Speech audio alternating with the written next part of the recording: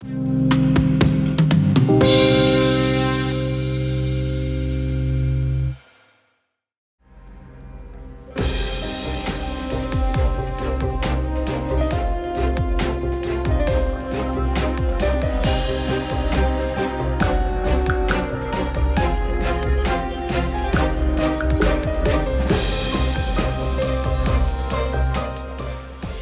a todos, bienvenidos una vez más al Universo de los Libros, hoy con una edición especial. Tenemos como invitada de lujo a Daniela Rafael. Hola Daniela, bienvenida. Gracias por invitarme. Profesor Rivas, acompañándonos una vez más con una invitada especial. Bueno, da gusto traer una invitada especial que sabemos que se manifiesta y se expresa con mucha conocimiento, además solvencia y además inclusive, lo más importante, compasión. Pero eso lo hemos visto expresarse en el programa anterior. Ahora, nosotros, si hemos invitado a una escritora, queremos saber qué escribió, cómo escribió, ver si es que, es decir, mejor dicho, poder oír alguna cosa de las que escribió, ¿no es cierto? Que seguramente le van a interesar a los quienes vean el programa. Bien. Así que, Daniela, no sé, elegí vos, aquí has traído dos libros fuera que tenés. De cámara hablábamos también de algo muy particular que quiero que lo lea. Sí, a mí, yo contaba a Alicia, a mí siempre me han gustado escribir historias largas, por decir, cuentos, novelas, pero hablando justamente sobre una pregunta del programa anterior sobre qué es ser escritor o si uno se siente escritor, yo le leí la editorial que hice para uno de los números de la revista Los Inquilinos. Los Inquilinos fue una revista que se gestó, creo que en el 2012, con un grupo de chicos, escritores, que era únicamente sobre narrativa. Se establecieron temas y sobre esos temas se escribía un cuento y se pedía colaboración a escritores de afuera, eran escritores santiagueños y escritores de afuera. Pero en uno en especial, uno de los números, que el tema era el carrito de compras, el carrito del supermercado. Entonces, me permites como introducción al material que he traído de mi autoría, leerte esto. A veces se piensa que un buen escritor debe tener grandes temas desplegados en su escritura, cuando en realidad lo que construye su identidad es el detalle de su observación. ¿Por qué el carrito del supermercado como tema? Antes de dar esa respuesta, pensemos que toda revista incluye la idea de época y generación, y así como en una gota de lluvia puede reflejarse un paisaje, un objeto en apariencia desprovisto de belleza, intrascendente, simplemente utilitario, puede reflejar el mundo y el tiempo que habita el artista que lo ha tomado como inspiración. Es decir, sigue después el texto, pero es decir, siempre creo que las cosas que he escrito han partido justamente de ese detalle que es lo que me ha llamado la atención. Hace un tiempo, cuando uno de mis hijos estudiaba en Córdoba, me cuenta que había presenciado algo que lo había conmovido mientras esperaba el colectivo, y dice, un señor de traje que estaba esperando, de pronto encuentra una pelotita de trapo, una pelota, en el cordón y se pone a jugar. Entonces me dice, mamá, yo tenía ganas de escribir eso. Y le digo, ¿por qué no lo has hecho? No, porque no sabría cómo. Entonces le digo, vos cuando quieras escribir algo, le digo, tienes que pensar empezar por el detalle. Empezar tal vez por la pelota, no por el hombre de traje en una ciudad de día. Es decir, si empiezas por el detalle, generalmente se despliega la historia. Generalmente ese detalle es el que te abre, es como el mundo, es decir, te abre a la historia que quieres contar. Son como los pasos que nos está dando para escribir, ¿verdad, profesor? ¿Usted qué opina? Sí, no, que es uno de los caminos de entrada a un texto. Por supuesto, puede ser al revés también, ¿no es cierto? Pero de cualquier manera, claro. Pero ¿sabés qué? Es decir, a mí, por ejemplo, en un caso como este, me interesa el hecho de que a tu hijo le interese ver algo como esto, que le haya llamado la atención algo como esto. Pero lo que vos decís es una muy buena autodefinición de cómo escribe Daniela Rafael. de cómo entra en la literatura, de cómo entra en el relato. Sí, es decir, yo creo que hay una definición de, creo que es de George Bernard Shaw, que decía que toda obra es, en última instancia, autobiografía. Es decir, mirá vos, cuando vos contás, estás contando tu vida con diferentes modos, con diferentes rostros, con diferentes lenguajes, así, pero vos no podés contar otra cosa más que lo que sos, y que lo que tenés, y que lo que has vivido, ¿no? Yo a veces pienso, por ejemplo, en algo espantoso, una persona que está condenada así de por vida y está viviendo toda su vida en una prisión, ¿no es cierto? Entonces, es decir, ¿qué historia puede contar? ¿Cómo puede salir de ahí? ¿De qué modo puede hacerlo? Estos son digamos, preguntas que demuestran algo que es fundamental, la vastedad del mundo que es la literatura, la vastedad. Sobre todo porque emplea lo más frágil que existe, que es la palabra, lo más cambiable. Ahora cuando están con todas estas teorías así que quieren cambiar el lenguaje, con todos estos que no van a ningún lado, ¿no es cierto? Porque el lenguaje es un producto cultural. Bueno, todo esto evidentemente te demuestra que el hombre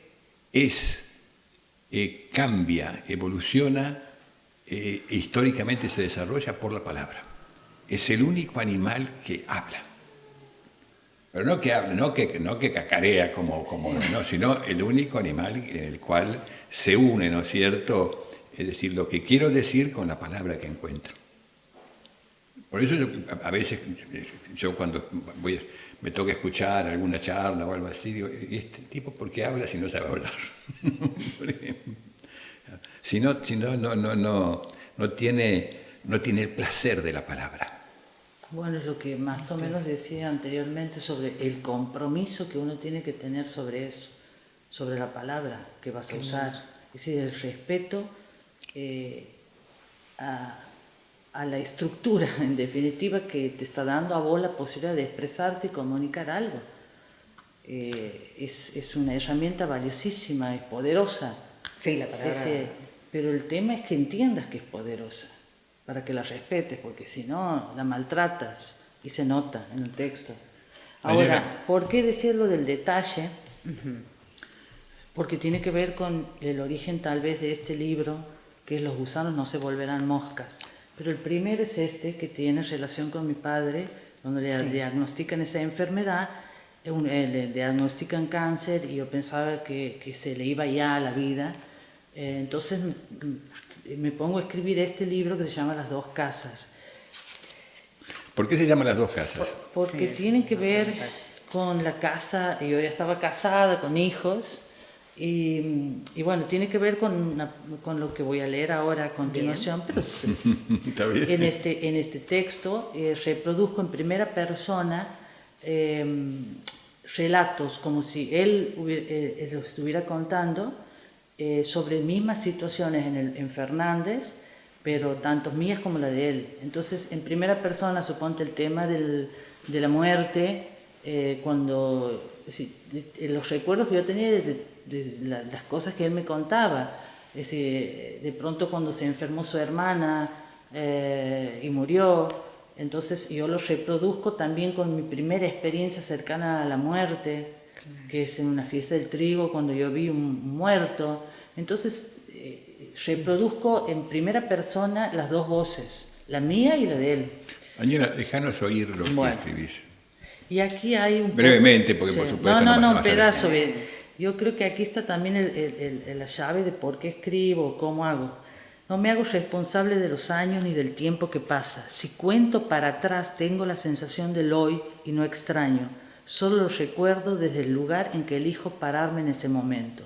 Lo vivo y lo revivo y me apasiona tanto como darme cuenta de que estás aquí de nuevo.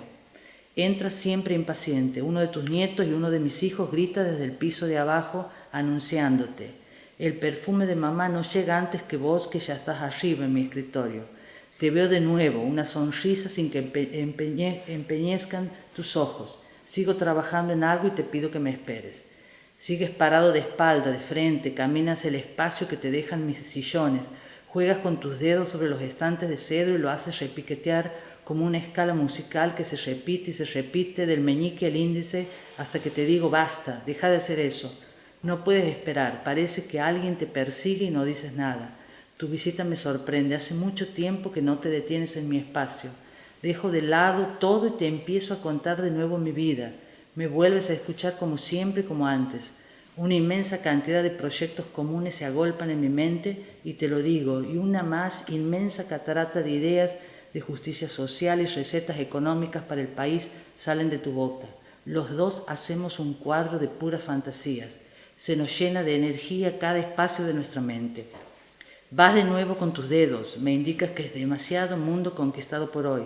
Bajamos juntos al comedor y mientras me das tu abrazo de Padre eterno y me dices que me quieres, preguntas dónde almorzamos el domingo. En casa te contesto y vos ya sabes que no es la mía sino la tuya. Qué hermosa, ¿no? Bueno, ese es de las dos casas. El final del primer libro que se llama De las dos casas. El primer libro publicado, digamos, ¿no es cierto? Que fue escrito con la intención de publicarlo. Este libro no, por ejemplo. ¿Por qué? A ver. Porque ahí entendí que lo que estábamos hablando, que no podía publicar por el hecho de, tengo un libro publicado. Decir, claro. Perdón, primera cuestión, es decir, mostrarlo sí. y explicanos ese título tan particular. Los gusanos no se volverán moscas. Este libro tiene 7 cuentos y todos tienen un insecto. A mí me encantan los insectos. Y todos tienen como un insecto como metáfora para contar una historia. Uno de los cuentos es Los gusanos no se volverán moscas dentro de ti, y que se trata de una frase que fue encontrada en una momia egipcia escrita en un papiro. Creen que es el origen de la entomología forense, que es el estudio de los insectos cadavéricos. Entonces, como escribí un cuento que tiene que ver con eso, de una mujer que se está muriendo, bueno, me encantó, aunque muchos me combatieron el título y dicen, no, ese es el título que tiene que ir. Y bueno, quedó. Pero ¿por qué no publicarlo? Que decías que no era un libro que... Porque tenía que estar, es decir, para publicar yo ya tenía que dar un paso más. Es decir, para publicar tenía que tener el respaldo de gente que me diga, sí, es publicable. Claro. ¿Me entiendes? Como diciendo, no, sí, uno puede escribir y publicar lo que quiera, escribir lo que quiera también, pero yo necesitaba personalmente ese paso. Por eso lo que digo de ir construyendo, vas construyendo. Claro, eso es lo que hablábamos fuera de cámara, claro. Digamos que uno para ser escritor, por el tema de que si se considera o no escritor, quién te dice si sos escritor, es que uno se va construyendo. Es que no necesitas el título para validarte o legitimarte, ¿no? Si no estás buscando, me voy a recibir de esto. No hay título. Por eso. Es decir pero sí hay buenos escritos y malos escritos. Sí, el artista, es decir, el artista de cualquier área, es decir, no tiene títulos, es decir, no se puede dar. Claro. ¿Te das cuenta? Bueno, y Los gusanos no se volverán moscas, empieza el libro con una conversación, por eso hablaba también de los detalles. Empieza la historia con una conversación telefónica con mi mamá, que había salido una grieta en el baño de su casa, y de pronto, sí, vos sabés que no tenía contrapiso el baño, y han dejado un agujero y era una zanja que había agua, todo por teléfono. Yo nunca vi eso. Y me dice, el plomero ha abierto todas las canillas de los baños de casa, bueno, 2 baños, sí, de su casa, en mi casa sigo diciendo yo, de su casa, y me dijo, señora, dice, no llega todo lo que sale, porque había abierto no tenían cloacas, entonces dice que era un hilito de agua lo que salía y todo el agua que salía por las canillas no era la que correspondía, entonces no llega todo lo que sale, evidentemente había una pérdida de agua. Entonces me fascinó esa frase, no llega todo lo que sale, y empecé así escribiendo este cuento que es El escorpión de septiembre, que es de una mujer que cae por una zanja, y bueno, está debajo de la casa y busca la salida porque está sola. Y bueno, y así fueron surgiendo. Empecé a preguntar, surgió ese cuento y empecé también a recabar información de alguna experiencia con insectos. Y bueno, y tenía un cuento escrito que no tenía nada que ver con un insecto, pero empezaba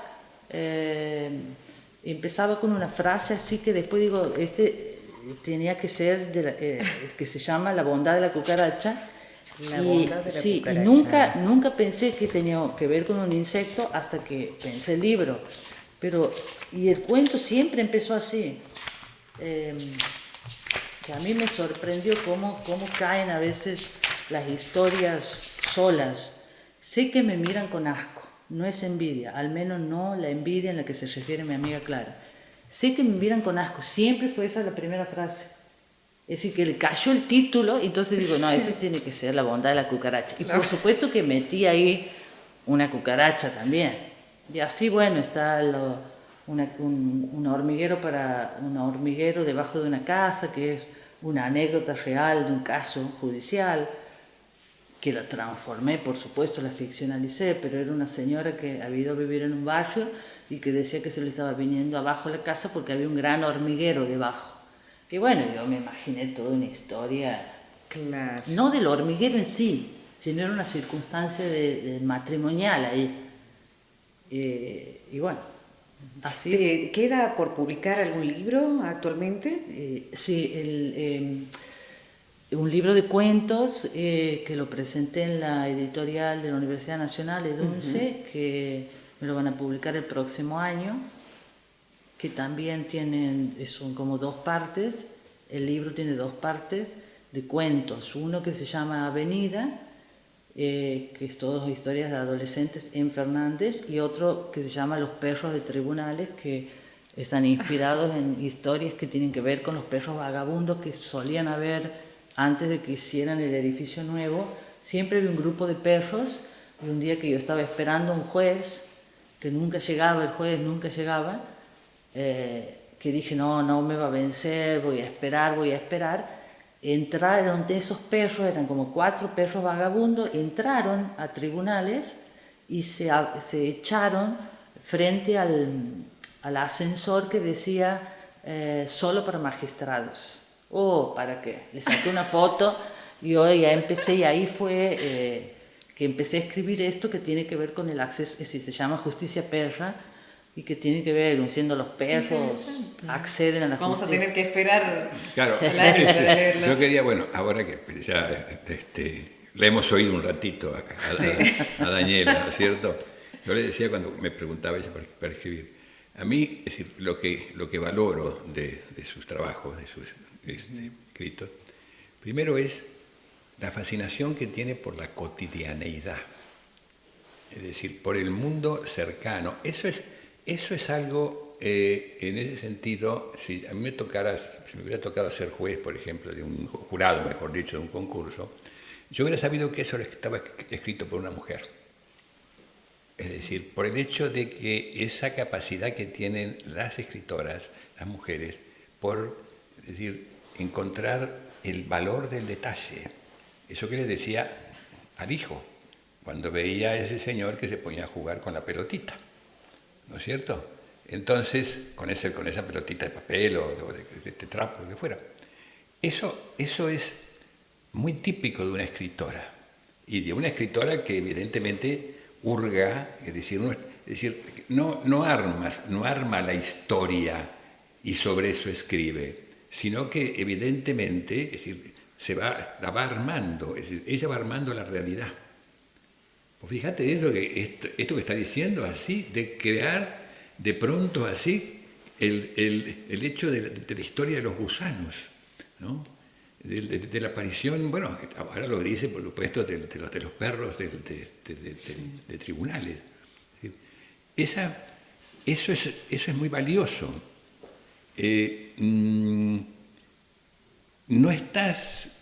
Vos no estás para temas trascendentes o temas de compromiso así. No, vos estás para construir historias a partir del sabor no del gusto, sino del sabor.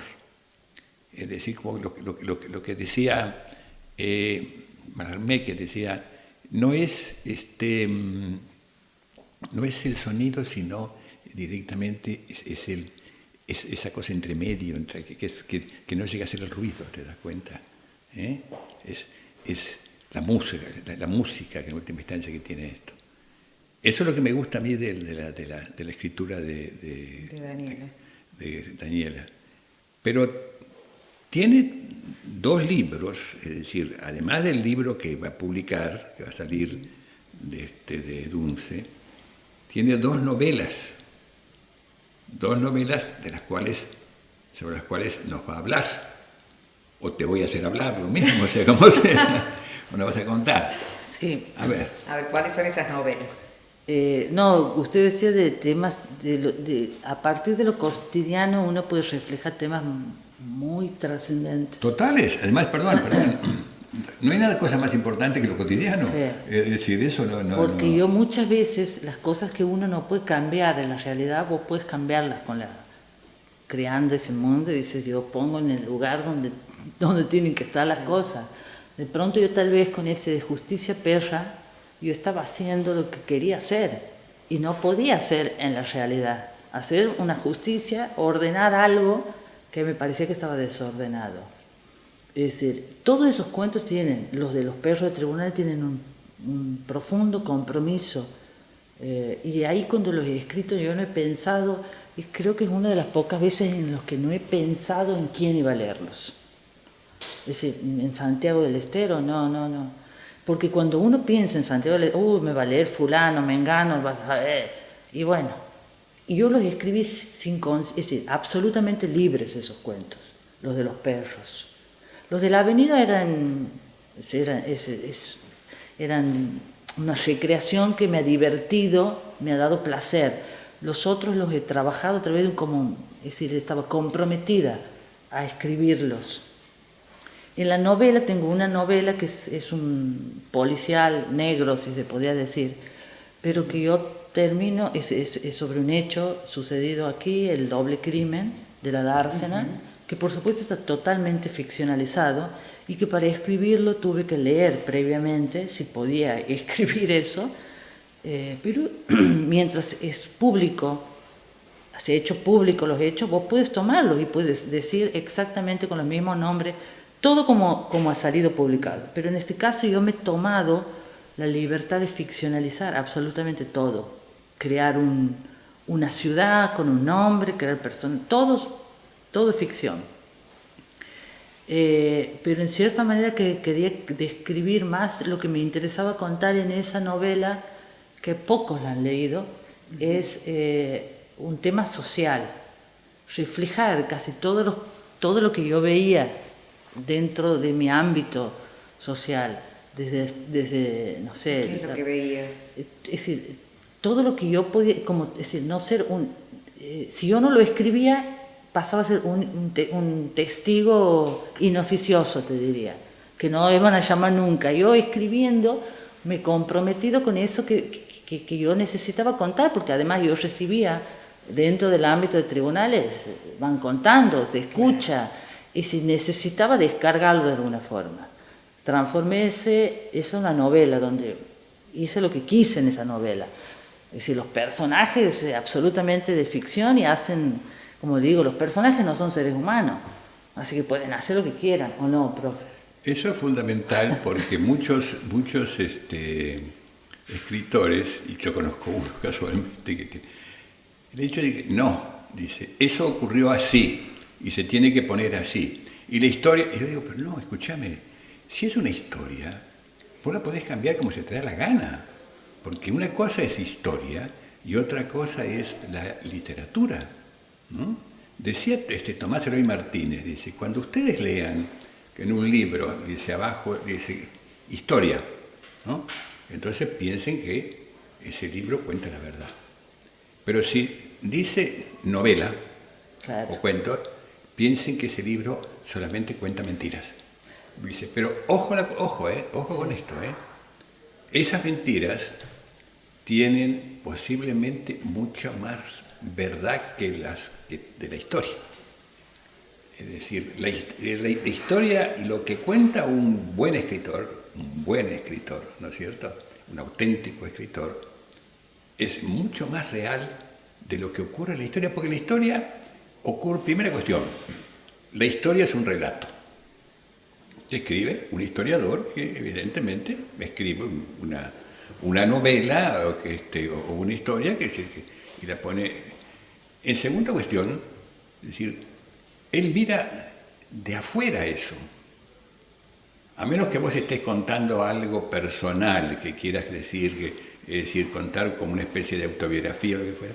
Pero ¿hasta qué punto vos sos capaz de entender o saber o comprender, es decir, lo que te ocurrió y lo que estás sintiendo? ¿Hasta qué punto? Si vos mismo a lo largo de tu vida vas cambiando infinidad de veces tus sentimientos. Si una misma idea, una misma foto, un mismo personaje, vos lo vas cambiando con el paso del tiempo. Exactamente. ¿Te das cuenta? Con el paso de las circunstancias que tenés, así que no. Daniela, vamos a pedirte que nos cuentes, porque casualmente me importa la otra novela que estás escribiendo. La otra novela que tiene que ver con la historia de lo que usted está diciendo. He tomado un hecho, hace años que vengo trabajando en esta novela, calculo 7, 8 años. Primero porque he tenido que leer mucho, que es un hecho histórico, es un proceso judicial por hechicería en Santiago del Estero en 1760. Entonces cuando empecé... Perdón, ¿podés repetir nuevamente, es decir, qué es el tema? Es un proceso judicial por hechicería en la época del virreinato todavía, en 1760. En Santiago del Estero. En Santiago del Estero, en el Cabildo. Es decir, yo descubro esta historia porque existía en ese momento todavía la librería Hiperión. Y presenta, Judith Faberman, presenta su libro. Perdón, decís que es una antropóloga tucumana, ¿no? No, de porteña, creo. Porteña, sí. Es una tesis de sociología sobre los procesos de hechicería, pero toma especial, en el norte santiagueño, pero toma en especial cuenta este proceso. En el norte argentino. Sí, en el norte argentino. Es el proceso de Lorenza, creo que se llama el libro. Sí. Ay, no lo he traído. Sí. Bien, entonces yo quedo como obnubilada con esa historia. Hasta que termino de escribir la otra novela, que me llevó también su buen tiempo, y me pongo a escribir esta. Sí. Y la escribo porque, bueno, no me acuerdo por qué habrá empezado a escribir, sinceramente. Pero después trató de buscar la respuesta de por qué escribía una historia de esta naturaleza en esa época. Entonces digo, yo nunca, no soy de leer novelas históricas. Así que no tengo ni novelas románticas. Entonces, ¿cómo abordo yo este tema? ¿Cómo escribo esto? Yo tomo un hecho histórico y recreo. Punto.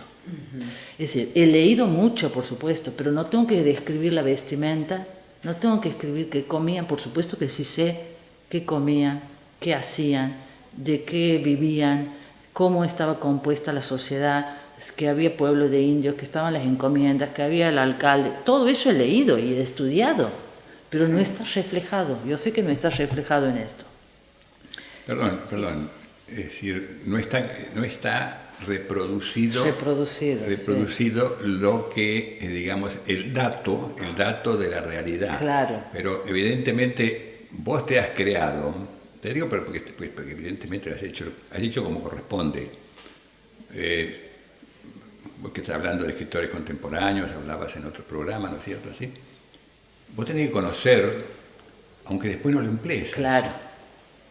¿No es cierto? Sí, porque uno tiene que imaginarse. Tenés que tenerlo a ese mundo. Claro. Ese mundo lo tenés metido. Vos sabés que sí. eso ocurre adentro de vos. Vos después cuando lo contás, y si eso lo tenés adentro, y cuando lo contás, aunque no emplees ese dato y no pongas, lo tiene que tener. Evidentemente aparece. Sí, aparece. Lo sentís. Entonces, bueno, trato de escribir. Primero he leído mucho para escribir. Y después se me metí, sin quererlo, es como que se han ido como que se ha ido imponiendo el personaje y bueno, se ha ido como desplegando la historia, porque el proceso en sí tiene 3 etapas, el proceso judicial en definitiva, que es la determinación de la existencia del daño, cuando determinan que existe un daño en esa comunidad de indios, el alcalde indio es el que impone que se resuelva, que la que ha hecho el daño lo tiene que deshacer, no lo deshace porque supuestamente no había hecho ningún daño, va a la segunda etapa que es la acusación, la traen aquí a Santiago y empieza el juicio.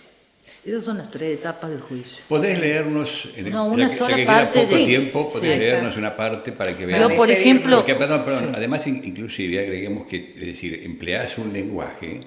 ¿Cuál parte quiere que lea? ¿La en primera persona? No. La que me leíste el otro día, pero de cualquier manera, de cualquier manera, es decir, lo que importa es el hecho... Bueno, Claro, con esa parte ya nos despedimos, ¿no? Así. pero por ejemplo, Vos elegí que... es que yo le he leído uno en primera persona que no sé si va a ir en el Léelo. texto. Bueno, Sí. de noche cuando me baño en el río viene el apremio de invocar algo. No sé qué es, si es un alguien con nombre. El agua es de mi gusto, es ofrenda. Doy ahí, me voy ahí, me meto ahí. Para que no dañen a mí más gente mala que buena hay, ha dicho la Antuca. Todas las mujeres para arriba mío han dicho, ¿cómo me ha de proteger mamá? Y le he preguntado. Ella dice calma, nadie ha martirizado a estas mujeres siempre que ciega crees. Se obedece y recibe la guarida. No hacerte daño nadie más que quien vos dejes. Me han usado de todas las maneras, Antuca. Dijo, y a la fuerza, dijo así será. No duele cuando se unta con grasa de iguana. Los hombres necesitan hacerlo más que los animales y a fuerza de hacerlo me han creado la necesidad. Voy al río, el monte se lame en él. A veces las crecidas lo adentran como los hombres a mí. Nací sabiendo atar y desatar. El monte tiene el poder de la tierra.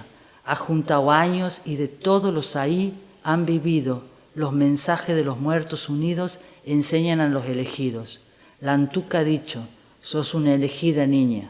Lorenzo de Tuama. Bueno, ese sería un...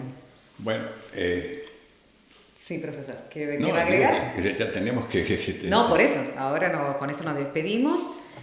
Muchísimas gracias, Daniela, por acompañarnos. Muchísimas gracias, profesor, por introducirnos a los dos en este mundo mágico, como le llamo, que es la literatura.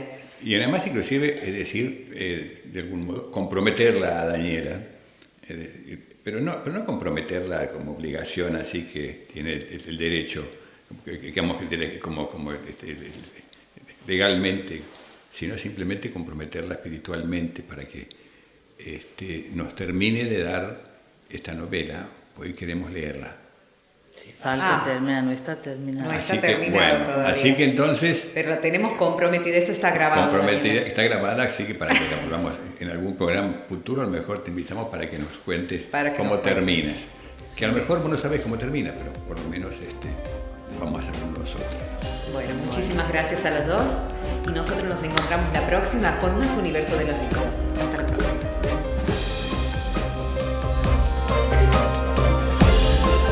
No, lo que quería leer esta parte